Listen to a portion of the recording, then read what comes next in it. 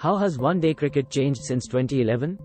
As India prepare to host the ICC Men's Cricket World Cup 12 years after playing hosts, we look at how things have changed in the intervening period.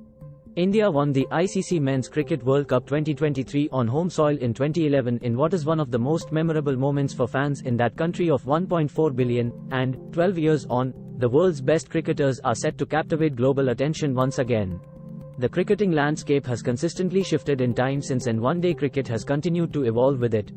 England entered this World Cup as holders after a similarly aggressive mindset paid off in style in 2019, though the unforgettable final 4 years ago showed teams cannot simply go all guns blazing and must be able to adapt when runs are harder to come by.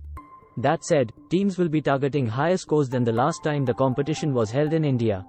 What constitutes a good score has changed in the intervening 12 years, and totals which once felt a long way off are now within reach if a hard-hitting lineup gets going. There have been 24 occasions on which 400 has been passed in one-day international cricket, and 15 of those have come since the 2011 World Cup, including each of the top three, with England recording scores of 444 for 3, 2016, 481 for 6, 2018, and 498 for 4, 2022, in the not-too-distant past. The first two of those led to talk of the previously unthinkable 500 being reached at the last World Cup, and, while subcontinental pitches aiding turn have dialed down those conversations this time around, the competition's run machines will nonetheless be eyeing up the record books. Batters such as India's Shubman Gill, who averages 64.40 in one-day cricket and could be set for a breakthrough tournament on home soil, have grown up on a diet of T20 cricket which has seamlessly transferred into the 50-over game, while bowlers have had to adapt to respond in kind.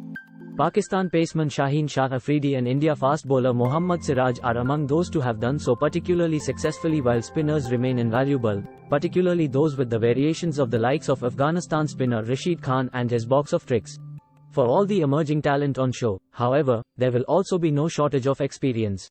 Just 3 players in England's squad are under 29 and 11 of Australia's 15 are also in their 30s.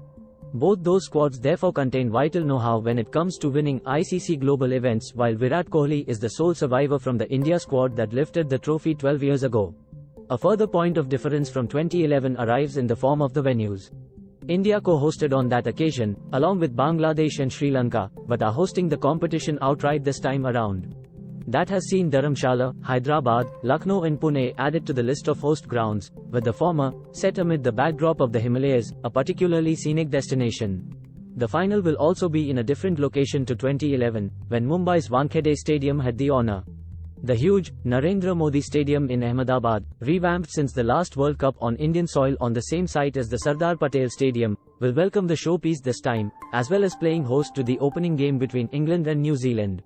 It could mean another tense, low-scoring final is in store. The average first and second innings one-day scores on the ground are 235 and 203 respectively, and it is almost impossible to call which two teams will be battling it out come November 19th. A cricketing feast is in store between now and then. Sit back and enjoy the ride.